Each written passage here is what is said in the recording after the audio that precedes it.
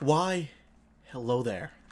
Ladies and gentlemen, boys and girls, children of all ages. My name is Mr. Dogboat333, and welcome back to Hearts of Iron for the New Order as the United States of Brazil. Now, last time we were here together, the 100-Day Crisis concluded with this man stepping into power. Adhemar de Barros, the playful populist. Politician of contradictions, a populist that uses left-wing language but gets along with elites, a man who can connect with the working class but is highly educated and rich. A playful populist but a great planner, Adhemar is not a man whose ideology can be fit into one box, thus he is called an Adhemarist, a man whose only ideology is what's best for Adhemar. Born in a family of traditional coffee farmers, Adhemar quickly rose. Graduating with a degree of medicine in 1923, he traveled to Europe and America, becoming an aviator and learning multiple languages. He stopped practicing after the Constitutionalist Revolution of 1932, where he fought for his state. When his state lost, he traveled to Paraguay and fought with them as a doctor in the Chaco War. He would return to Brazil and become a state deputy in Sao Paulo until Vargas instituted his Estado Novo regime and closed the legislative houses down. However, this is not the end of his political career. Adhemar became an intervener in Sao Paulo and helped govern the state. From this point on, Sao Paulo and Adhemar's destinies were tied as Adhemar advanced his career in Sao Paulo. He has been governor of his state 3 times, and when he hasn't, his political control of the state still has been strong. He's also run for presidency twice before, in 1955 and 1960, each attempt gaining more than the last, and now Adhemar has succeeded. He is president. Allegations of corruption, nepotism, bribery, and other crimes can sink other politicians. Adhemar has had hundreds of accusations, but none have sunk them. In fact, he has turned them into a weapon against his critics. Yes, he may steal, but he delivers. He has bet that the people of Brazil want someone corrupt who does work rather than one who does nothing. So far, he has been right. It's really an interesting dynamic and interesting guy who they chose to add content to, I gotta say. And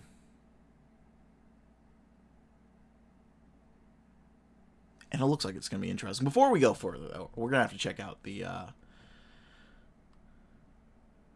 various things we got going on. So first off, we have Lado Natel. A loyal vice president who gives us political power, a lot of extra political power, if it's a daily gain. Often called a prudish zealot, Vice President Lado Natel hides his genius under false impressions. As common as it is to connect his reactionism with something behind the times, Natel is technocratic, believing both in self-made men and ordained destiny.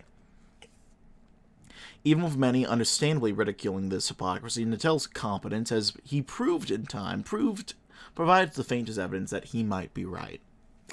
Although his formal career already shows a diligent networker, Natel excelled as Adhemar's advisor during his governorship in Sao Paulo. Under his careful watch, the densely populated state underwent the unprecedented economic boom for which Vargas Jr. later took credit. The heir to the Brazilian throne is not an ungrateful man, and he's sure the wily courtier will serve him equally well on the national stage, for he understands a fellow traveler better than any naysayer. Next up, for our Minister of Foreign Affairs, Vasco Leitão da Cunha. I believe this is a guy from Leftover, but that's alright. Leitão da Cunha is not a man of much ideological preference, having worked under Vargas and now under Adhemar. Having been a diplomat since the 1930s and being the former Brazilian ambassador to the now defunct Soviet Union, Leitão is content with his position, as long as he has a free hand to do what he wants. More than anything, what da Cunha wants is Brazil tied up to the most graceful democratic nation ever born from human strength, the United States of America, the leader of the OFN, the perfect enlightened state to ever grace mankind since its inception, and he shall fight to keep Brazil tied to their interest, as it is their right as they fight for a rightful cause, a cause that Brazil shall fight for too. That's interesting knowing who we can align with later. Next up, we have Benedito Manhas Barreto. An engineer by profession, Benedito Barreto's first major governmental job was as president of the Banco do Brasil during the Washington Luiz presidency. During most of the new state dictatorship, he kept a low profile, working for private banks and firms, finally joining the newly created PSP party in the 1950s. As Adhemar's Minister of Economics, a strong supporter of Petrobras and the continuation of the industrialization of Brazil, and already possessing some experience on political matters. Barreto's extensive knowledge has allowed him to use Adhemar's influence and corruption to support his plans with more efficiency than he would have under any other president. And then finally, Foreign Minister of War, Amari Cruel. Grandson of German immigrants, Amari Cruel has had a very standard career in the Brazilian military, the Forgotten Revolution 24 through the 1930 Revolution, the 32 Civil War, and World War II, being one of the field commanders of the Expeditionary Force in Britain. In the aftermath of the war, Cruel became one of the most inspirational anti-communist and anti-fascist officers, documenting every suspect from his wide range of informants and ruining the careers of many in the process. While Cruel has his own ideals, his actions are sometimes driven by the interests of local oligarchs and friendly politicians, having worked with members of a superior war school on every single coup attempt through the 1950s and 60s. His ministry is seen by many as the antithesis of what Lott planned, promoting the politicization of the army and its cooperation with foreign, especially American, agents. Lott's probably rolling right now. Not in his grave. I think he's still alive, but he's probably not happy. But, oh well.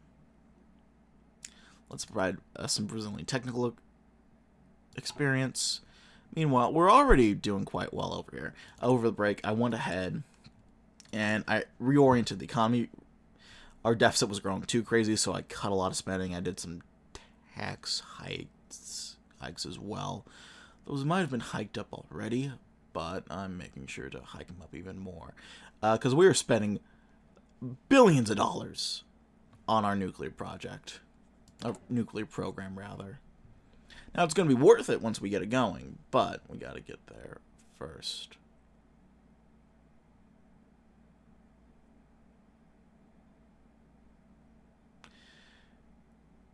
Anyhow, we also have our little mechanic here, Rouba mas faz. For Adhemar de Barros, politics is a simple matter of giving the people what they want, unlike the rotating cast of ideologues and pretenders who have graced Brazil's halls of power in the past.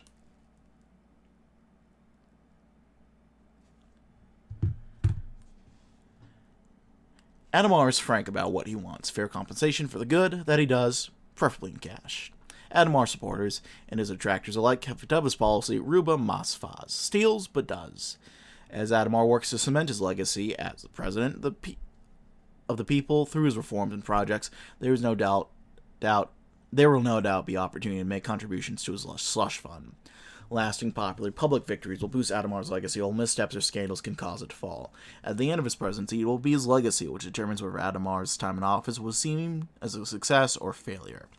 As for the slush fund, these untraceable dollars will be put to good use outside of the stiff constraints of the bureaucratic apparatus, ensuring the PSP's rightful place in power, or perhaps as a personal pension for Brazil's most dedicated public servant.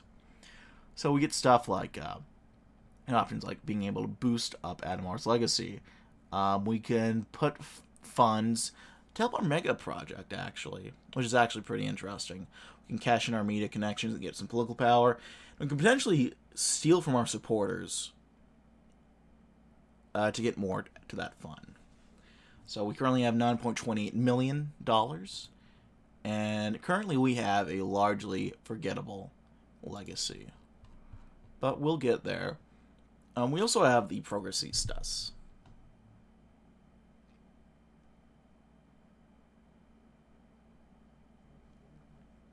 In truth, the only thing that unites the so-called Progressistas is money, bound together by a chain of favors, gifts, and promises forged by President Adhemar. The Progressistas are loyal to country first and the PSP a close second. Loyalty is a fickle thing, however. The patronage which the Progressistas depend on was to end, the faction might disappear with it. Very, very interesting. But I think with that, it is time to get going on this grand adventure. Let's unpause.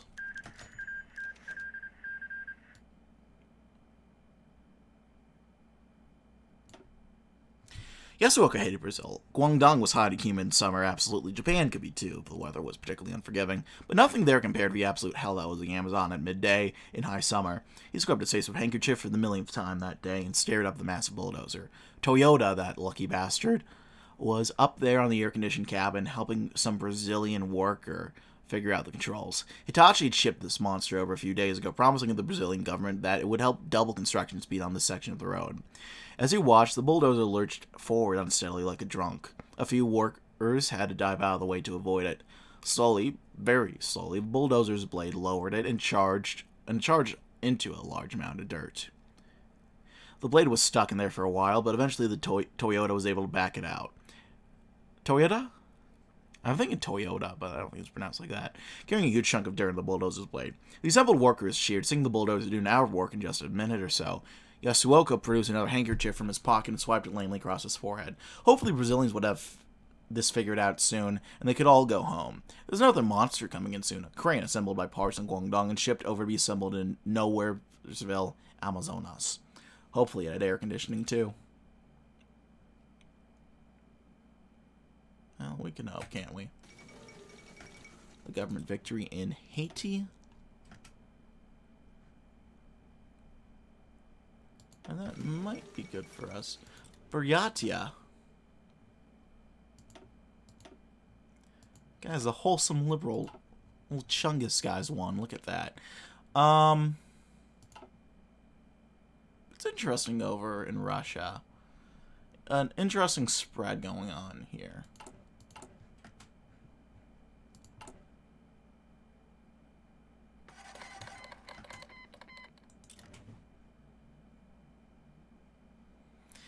There goes the AB, destined to die a meme. More a joke. Probably.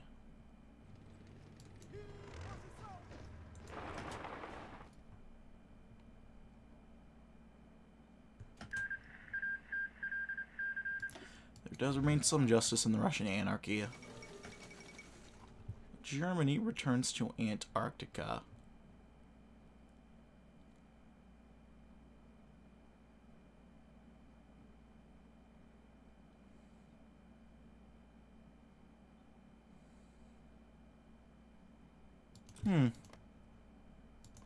Well, they don't have much, I can tell you that much. I mean, Uruguay probably... Well, it's hard to gauge the scale of land here, isn't it? I was trying to figure out who has more, but it might not be easy to figure out there. The Gulf of Guinea incident. Well, that's not looking good for those guys, is it?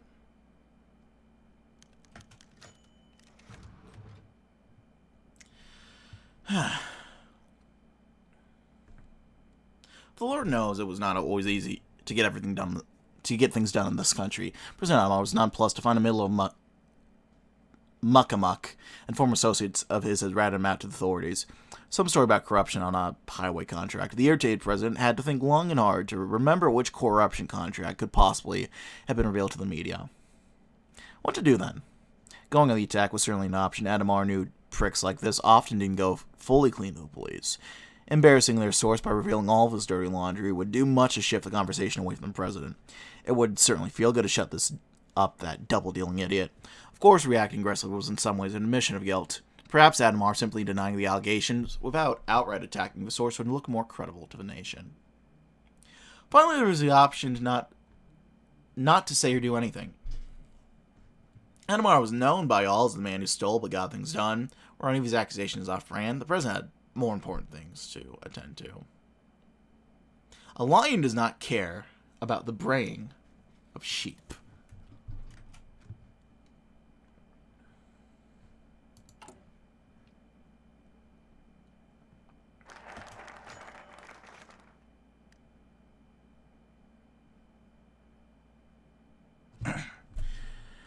So with that all out of the way, does anyone have any questions? Get fucked! Gilmar smiled awkwardly at the profane, shriveled farmer woman at the front of the crowd. What was she, 80? Whatever she was, she led the coalition of local farmers, natives, and incredibly bad-mouthed elders that had shown up in force to brigade Gilmar's announcement. When he got to the news that the Trans-Amazonian Highway had finally been hooked up to Maraba, and that he was scheduled to make the announcement, Gilmar had been very excited. It was a chance to see the public to get some well-deserved publicity. He expected cheers, flowers, general excitement, anything but this. "You cut my goddamn farm in half, jackass! How many more trees are you gonna chop down, dumb fuck? One of your idiot walkers left my cows out. They're fucking gone!" The crowd of dirty peasants had shoved their way into the middle of the crowd halfway through this speech, and hadn't shut up since. Gilmar knew that there was some unrest about the highway, but seeing it manifested like this was unnerving. It's probably time to make an exit. Wait, was she holding a rock? Thank you, that is all. Asshole! Running from a crowd is an unusual for Brazilian bureaucrats. There we go. Ooh, it looks like our credit rating is going up to triple B.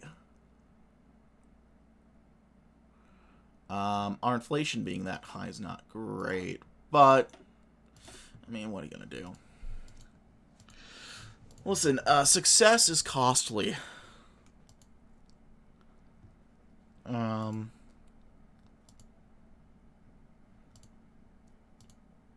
Let's working on mechanization in the southeast.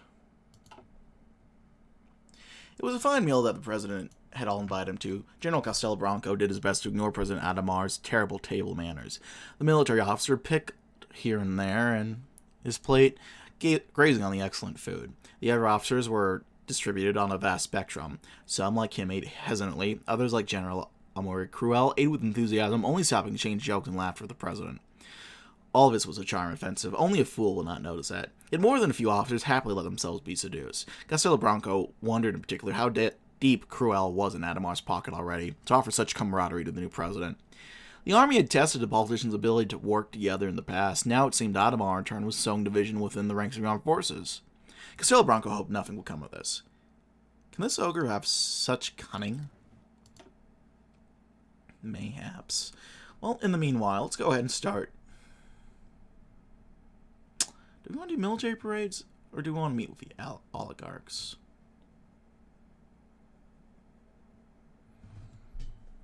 Let's do military parades. Let's crack down on this real quick. Everyone and his mother-in-law knows that the military is one of the few things that has respect in this tormented republic of ours. As such, honoring them and making sure they get the respect they deserve is equivalent to strengthening the Brazilian state's integrity. A start in this direction is military outreach, and what better method of that than 10 or 20 good old-fashioned military planes. Sending the military out to show in front of the Brazilian people will gain the respect and support of not just the common folk, but the military as well.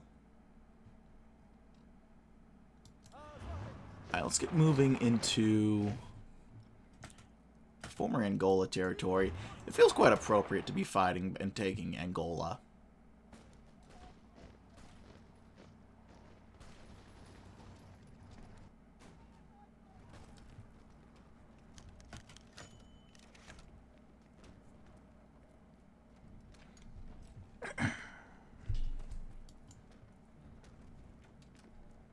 Thereby, he promised to protect Brazil, protect the interests of the army, and protect the future of the fatherland against its politicians on my new position. Being eternally vigilant against communist infiltrators, traitors, and rebellious civilians on my tenure as general, said Silvio Frota after receiving his new promotion as a general of the army after death of General Ancora a few days prior. "This is really bad," said one officer on the back closest to his friend Silva. "He's not even pretending to like democracy. We've fought worse. I am just getting a bit tired now, you know." Mikael knew exactly what Silva was talking about. The Brazilian army had never been a unified institution, being divided into many different factions since its creation. For decades, supporters of democracy had tried, sometimes with success, other times not so much, to prevent tyranny from taking power. First, the sword dictatorship under Floriano Paizoco, the Butcher. Then Artur da Silva Bernardes and his martial law, followed by the new state under Vargas, and now the escalating military radicalism by people like Frota. There's no way to fix this permanently, Silva. I'm afraid the only way is to continue this war forever. As Frodo finished his speech and returned to the bench, everyone got up and began to applaud his figure. I know.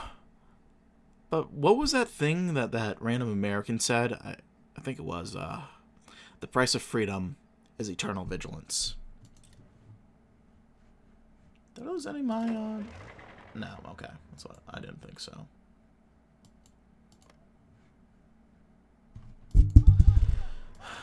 Well, except I guess democracy is negotiable sometimes.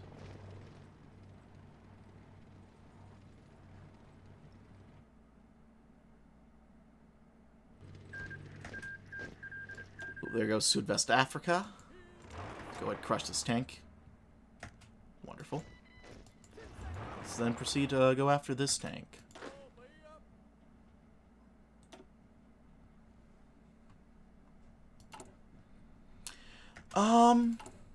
Yeah, this is all coming together, I think. All we have left is Central Africa, really.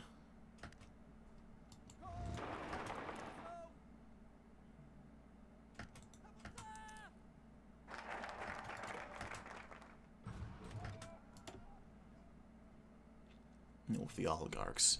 Let's go ahead and meet with them. Adhemar is no typical oligarch. Before his presidency, he tended to give that type of person a wide berth, since he disliked them for various reasons. For now, however, Adhemar has decided to set his dislike of the oligarchs and other sort of moneyed elites aside, because likes and dislikes are not important before the most important thing in Adhemar's life: his re-election. He knows how important these people will be to his victory in the upcoming election. For that reason, he will sit down and talk with cattle barons, coffee kings, bankers, and other sort of wealthy types, gain their support and funding, and put them to use for his own needs.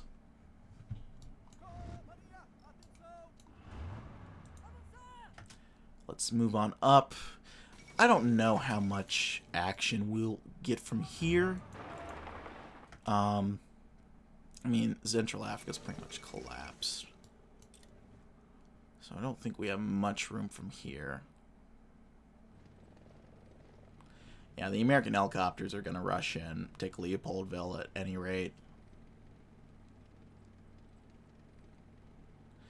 I'm surprised this war is going as easy as it does. I'll do...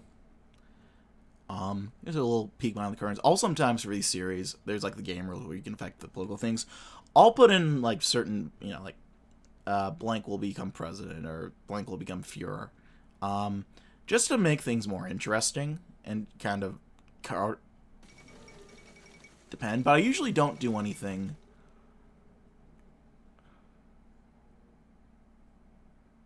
Oh.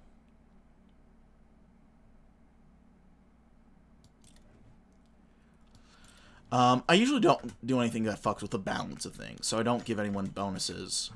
Which is interesting, because I'm not used to seeing South Africa do this well. Right, interesting, okay.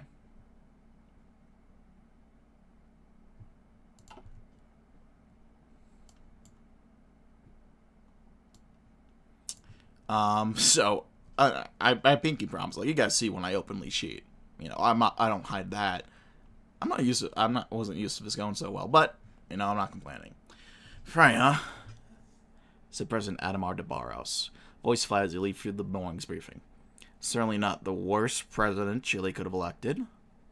Personally, I'm hopeful that President Frey will be able to address Chile's long-running rule challenges, head off instability and radicalism, give us a firmer partner against Argentina. I'm hopeful that our relationship will remain cold rather than strained.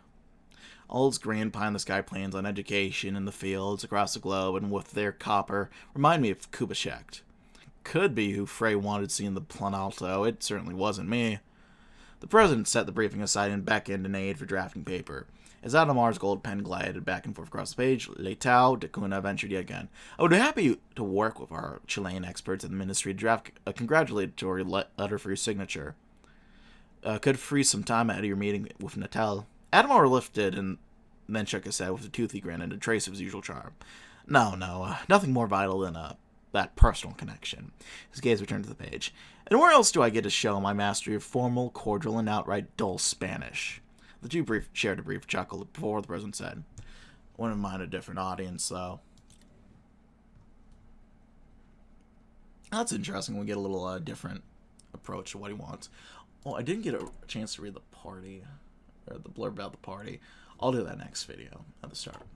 The pickaxe throbbed against the rock, all in sync with Kaio's eggs against his head, sweat rolling down his eyes as he kept on with the same robotic motions. His work was in the middle of nowhere, doing God only knows what for God only knows who, but it paid well enough to rear a family. He also had to admit that his colleagues could talk the talk. My brother told me we're mining gold. Apparently the government knows the economy's going to collapse and wants to hedge its bets. How do you know it's the government? How could they ever afford our salaries? They picked me off the streets from a rubber factory and make 5 times the salary. No government I know does that. Yeah, but what for? I saw they have robots do this work these days. I wonder if that's what we're mining this stuff for. I hope they get a robot to replace you. I have charm coming out of my ass. Ain't no robot that can replace that. 10 meters.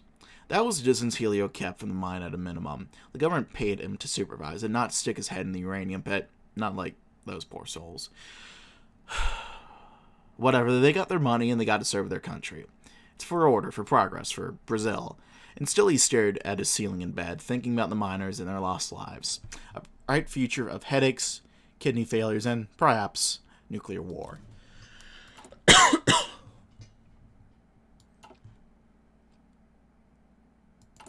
Well,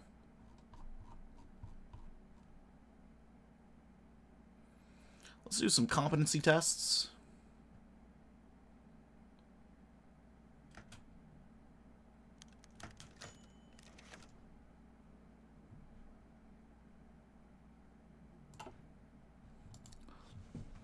Adhemar slowly sat down in the car seat. The smell of a new lever washed over him as he grabbed his new shiny keys and put them in the car.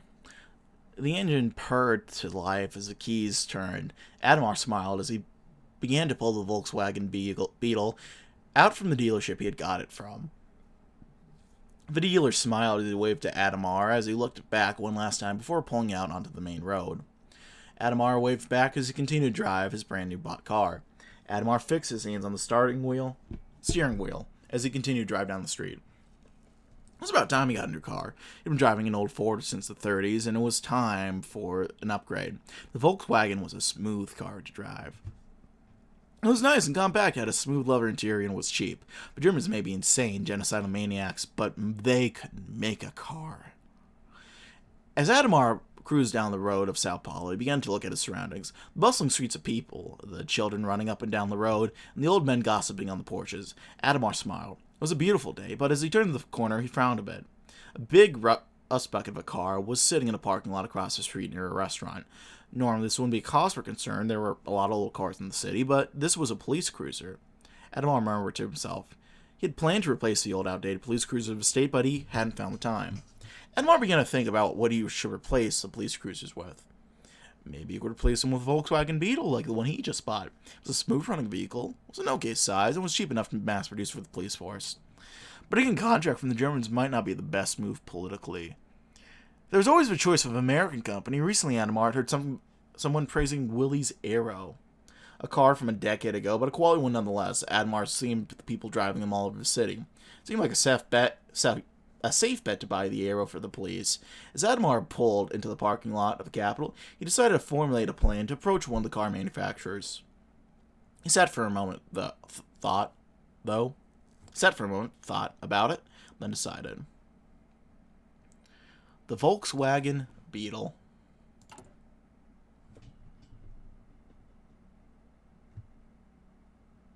Let's do it.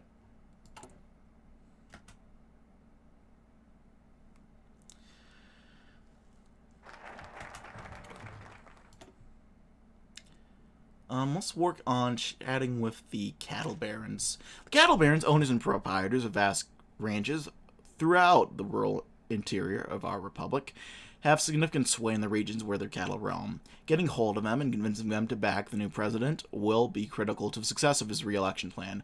Moreover, their backing could be the difference between glorious victory and humiliating defeat for the various PSP candidates in those regions, for both the state and federal legislatures. To that end, Adhemar DeBars will call on the cattle barons and see what they want or need in exchange for their support for the PSP.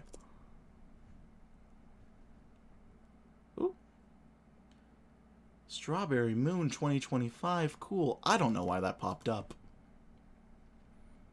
It's a good thing nothing popped up. Oh, am I going to beat him? Are we taking Leopoldville? By God, I think we are. And yet the war goes on. It was another day of performing the same mind-numbing procedures ad nauseum until his repeat for the night. The same well-worn knife, the same meticulous slices, the same oozes of rubber, captured millimeter by millimeter into his bucket. Clement hid how he could do this with his eyes closed, believing it was a sign of his age, and that it revealed that this was all he knew. Of course, it was not by choice. The French were not known in Guyana for their kindness, at least never to his kind. No, when he was born, it was deemed by the powers that be that he would work for others for the rest of his life. That was the case under the French, and when the colony switched hands to Brazil, little changed. He toiled daily. Oh, this is up here. Okay. Interesting. He toiled daily for some Brazilian family, luxuriating in a deluxe plantation house he would never be allowed to step foot in. His closest contact with him was the Segundo, a hired thug watching over him. Today, Clement noticed the laborer nearest him was afflicted. The man was weak, slow, and close to fainting. As he collapsed, Clement rushed over to help. Malaria looked like. It had been in the post for a while, but he couldn't afford to miss a day of work in this climate. He called for help, only to be met with a cold and familiar tap on the back of the Jagungo's truncheon. Back to work. 3 words, 1 implied threat. Clement returned to the rubber tapping, knowing he didn't live this long by being a hero. But next day, someone new was working beside him. He never found out what happened to the man stricken with malaria. Fuel for the furnace.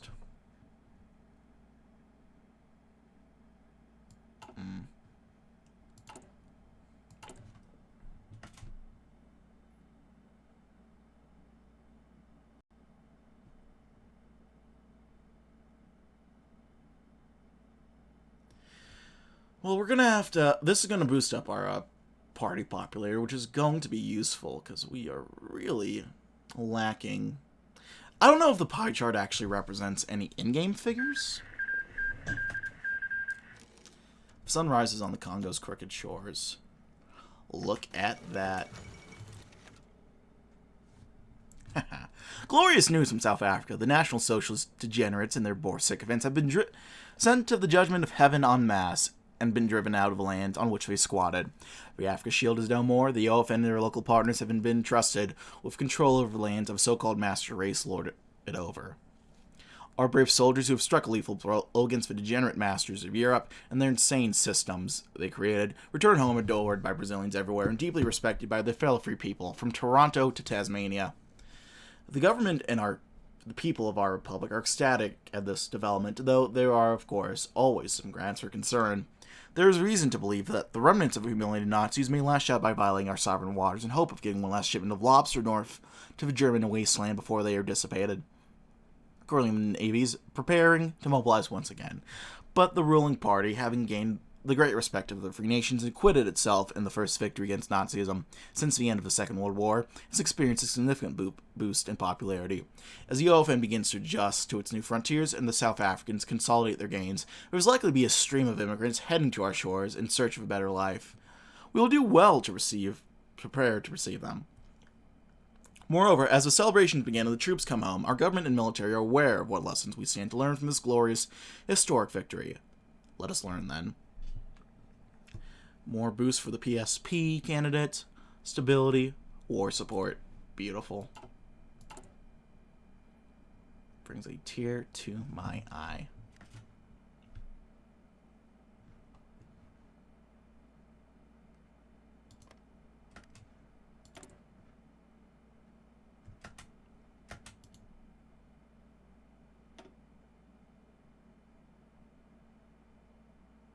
Let's hop into this GUI.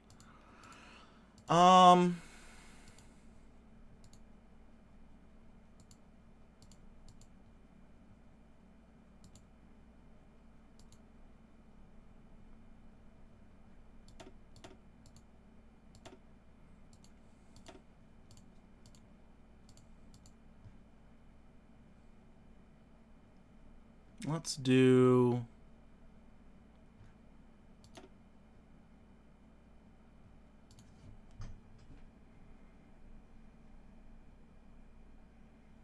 Let's subsidize subsidize that. Oh, there goes Madrazo. Friend of the channel. Check out the LP we did of them. Very fun campaign. Did not get as many views as I thought it would have. I guess people weren't too excited about Mexico, but I was excited about Mexico, and I thought it was fun content. Let's go and meet with the French elite. The French elites are ethnically French Brazilians of middle and upper class extraction. Most of them fled from the French mainland to Brazil when the German devil worshippers invaded the last French Republic during Fall Gelb and Fall Rot, reduced the once proud French nation to a shadow of its ancient glory, turning it into first a pathetic puppet and then into that thrice damned Antichrist, Himmler's personal torture chamber. By God and his mother, it is a terrible fate for a nation that was once the originator of so many great things. At least we have managed to provide a comparatively decent home for these poor people, but now we need something from them, their political support. Our current president is in a unique position to get this something from them. A fluent French speaker can get a hold of them and get their support for his venture. Backing from a group as powerful and wealthy as this will be of great use. Oh, there we go.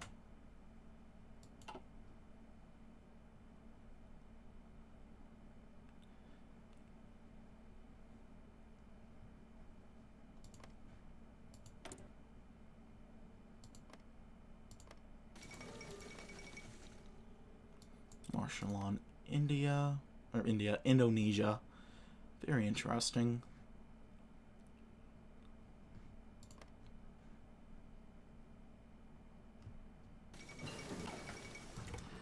I'm surprised they hadn't added any extra content post-war to South Africa. Not a rebuilding tree. Not even a releasing of these guys. Did they get core? Okay, they get cores on Botswana. Makes sense. They don't get cores on this, but they don't get any unrest or anything. That's interesting. I would have thought they at least had, like, puppet. Well, maybe they've added it. I shouldn't speak too hastily. But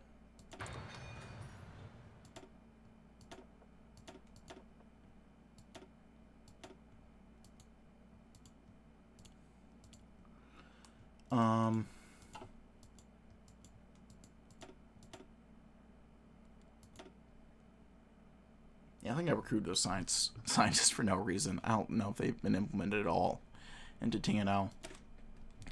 Well, oh well. The French elite are not the only francophones who we can approach. There's also the pitiful Republican remnants on the West African coast, led by I cannot say that word right now. General Charles de Gaulle. Though they are an outdated relic of a past long dead, they are doubtlessly still useful to those they are convinced to assist. For instance, even as a token meeting and photo op of General will be more than sufficient to gain the support of the influential French expatriates. Let us do that and help increase Adhemar's victory chances of holding on to power. What? The Vichy French are irritated by this? Who cares? What will that Peugeot or whatever in God's name they call him do about it? Come back to me when there's an actual threat.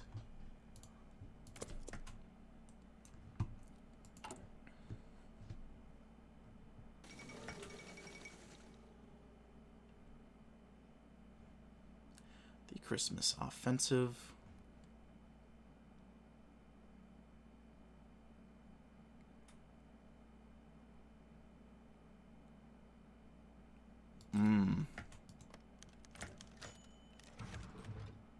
Let us go ahead.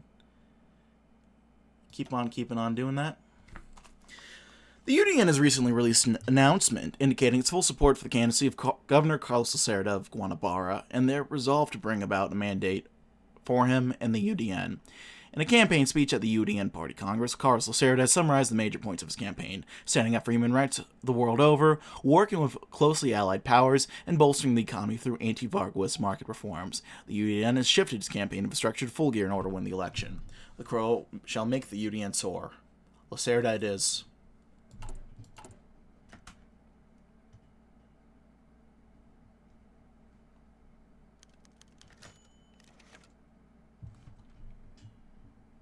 In the upcoming election, the PSD-PTB coalition is faced with a choice between Kubitschek and Goulart.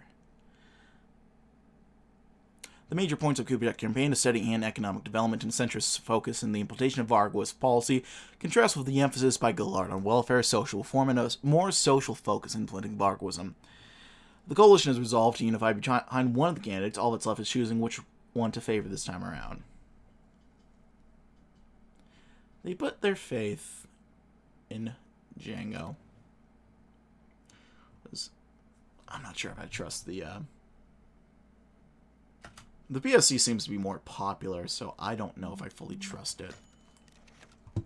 Oh, look at that.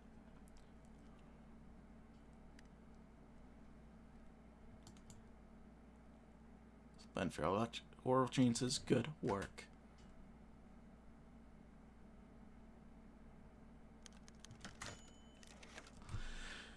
The PSP has recently released an announcement indicating its full support for the candidacy of the incumbent President Adhemar and their resolve to bring about another mandate for him in the PSP. The campaign speech at the PSP Congress, Adhemar summarized the major points of his campaign, providing welfare and good governance to the people, making government more efficient and better equipped, no matter the moral economic cost, and improving the welfare of the poor. The PSP has shifted its campaign structure to full gear in order to win the election. Time to roll out the bribes. Yeah!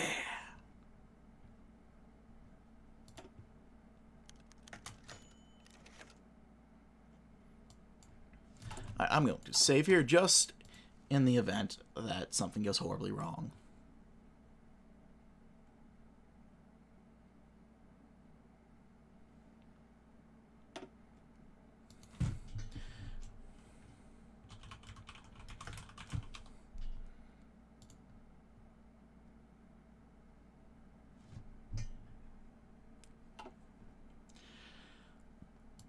The presidential campaign has been picked and announced. A fierce race now begins in Brazil for who will come out on top as campaigns kick into full gear. Campaigners go door to door, convincing voters one by one on who to vote for. Great speeches are held in front of thousands to convince the popular masses, while the backroom deals are held to give each candidate an edge. Meanwhile, the military watches the campaign go on, their thoughts unknown to the public. It's time to choose who you will be campaigning for. He steals, but does. Adhemar for president.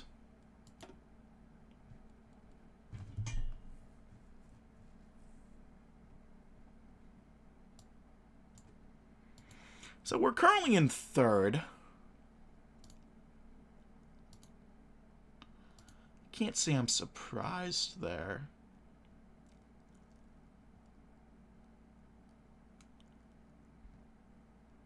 But we're leading in Sao Paulo.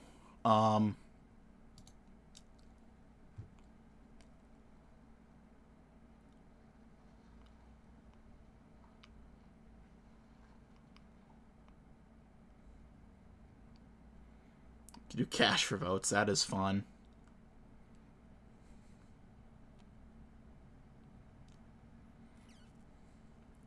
You know, let's do it. With the right gifts in the pockets of the South community leaders, we can ensure that Adhemar receives the support of the region's voters.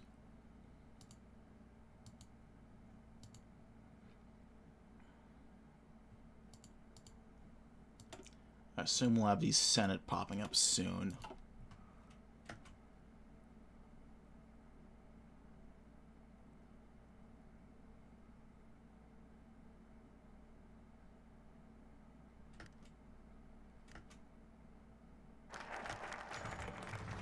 It was a rare thing for the leader of the Free French movement to be received anywhere with the pomp of a full head of state. A full presidential guard stood at attention as the plane received Charles de Gaulle, fresh from a transatlantic flight. President Adhemar shook the hand of the old resistance fighter. Tragic years in the African sun had not been kind to the old man's skin. Still, something remained of General de Gaulle's defiant aura. Bienvenue à Brazil, General, Adhemar offered. If the old man made anything of Adhemar's accent, he politely refused to comment on it. Both men walked to a waiting limousine, discussing in French of recent events in Africa and beyond. De Gaulle's eyes dimmed ever slightly when the topic of the French state came up. President Adhemar insisted to the president that France would be liberated without fail. The old man nodded. His strides took a little more vigor. The avalanche disaster that had befallen the French nation had brought many exiles to Brazil. Expatriates as they were, Franco-Brazilians still held a considerable amount of resources. Within the community, the mood definitely favored the Free French. Tapping into Gaul's prestige was advantageous. The French state would protest, of course, and they would, of course, be ignored.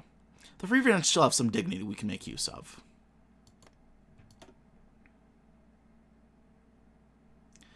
Alright, well, let's go ahead and get working on the migration to the City of Rain.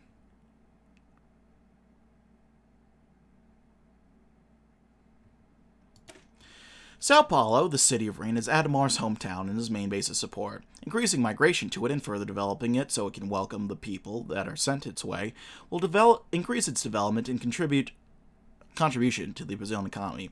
For Adhemar, it is a simple positive feedback loop, as it is called. More migration to the City of Rain equals more development equals more PSP voters, equals more time in the presidency for him. And more time under the reservoir of Mr. Ruba Masfaz is a good thing, right?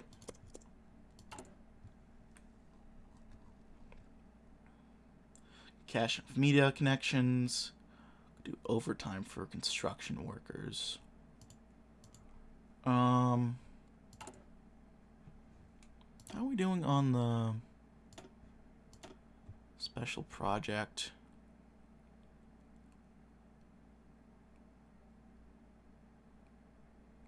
Well, we get a specific little okay.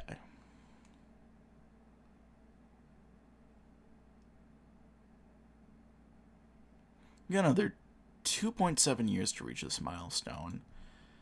We'll come back another 4 months and develop it from there. Let me hop back in, actually. So we have until October 10th to get this campaign kicked off. Or, to get this campaign won, rather. So let's get to it.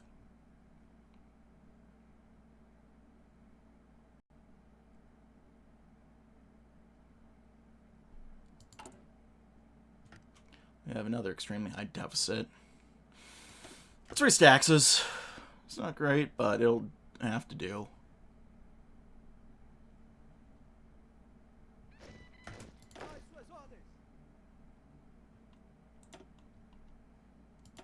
I can do another campaign.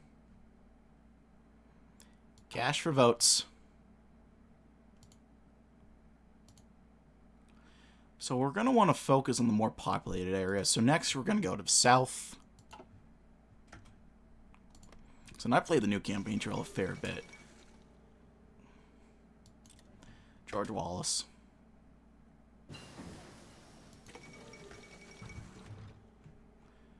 Ooh, the Horn of Africa. It is on fire currently. Look at that. You know, the Free French are doing their damnedest right now. I respect it.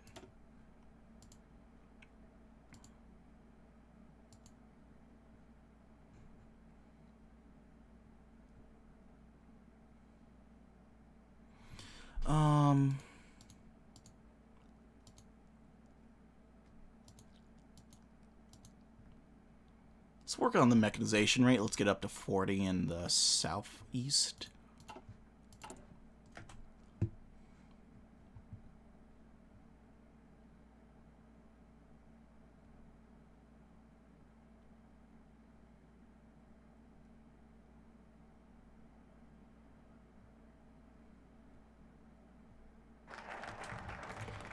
Good migration of City of Rain. Now let's do increasing the envelope system.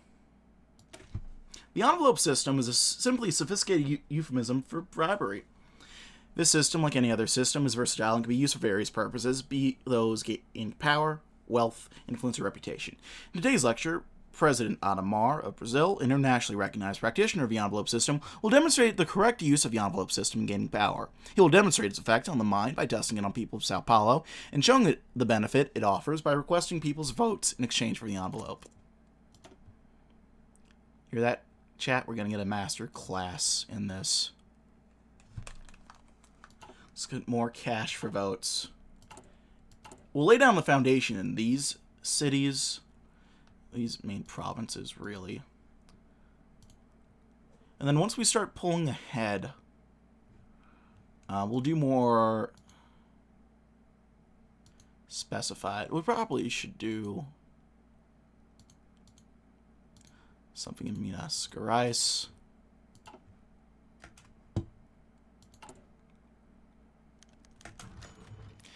And of course, we gotta support our boys and girls in the USP.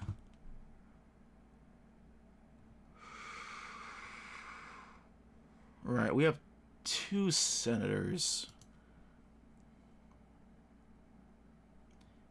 available at any time.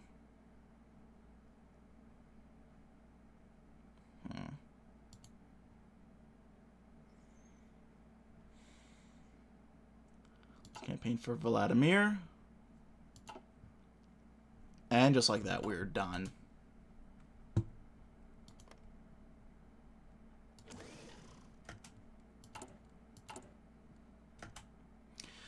Well, we're going to get some events that are going to help boost our support in these regions. So, I'm actually not too worried quite yet.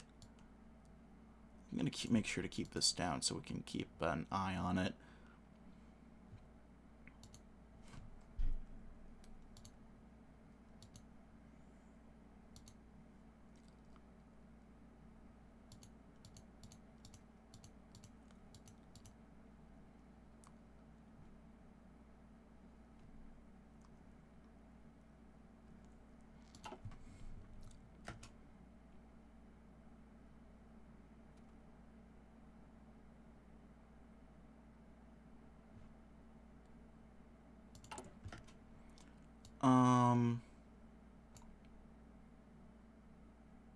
Anything we do to...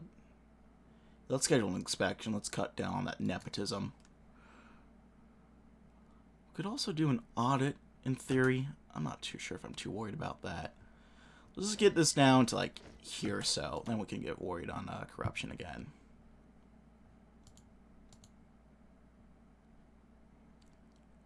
Not much.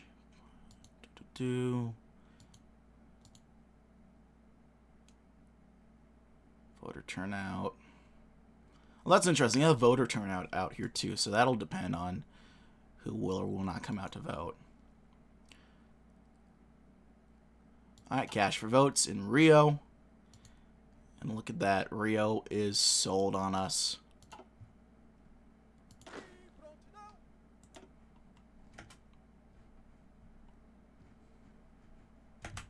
Got the Senate.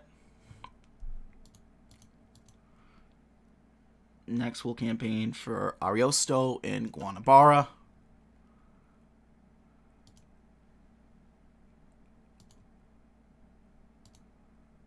I don't know where we want to go from here. You're doing quite well in par, actually. We could secure a second pretty easily, potentially.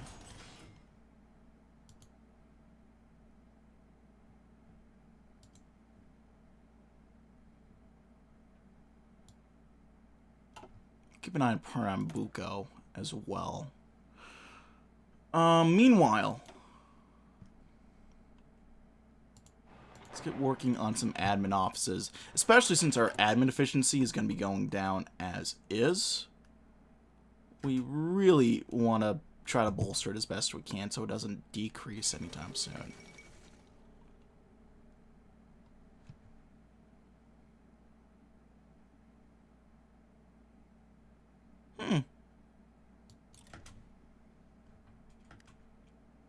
Peculiar.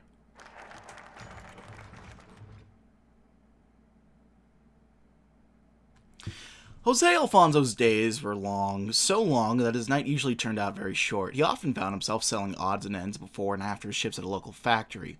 Toys crafted from scraps discarded on the factory floor. Working 2 jobs was not pleasant. In this economy, however, it was the only way to provide for his family. Those without money in this country were nobodies, trodden on by those higher up on the food chain.